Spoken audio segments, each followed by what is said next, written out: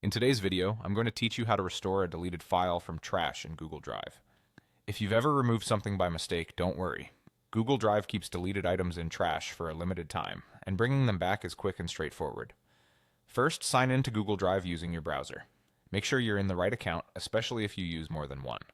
The files you can restore are tied to the account you're currently signed in with, so double check that you see the correct drive contents before moving on.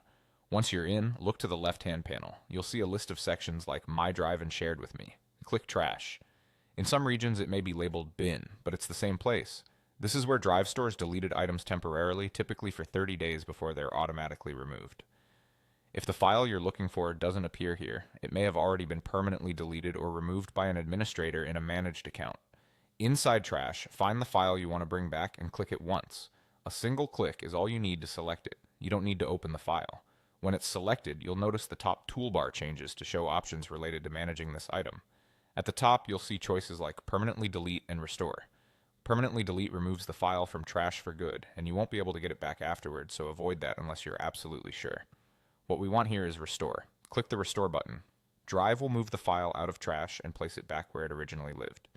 If that original folder has been removed or you no longer have access to it, Drive usually restores the file to your main My Drive so it's easy to find. You should see a small confirmation message letting you know the file has been restored. That's all there is to it.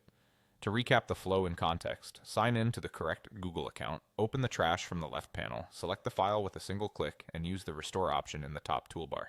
A quick tip to keep in mind: items don't stay in trash forever.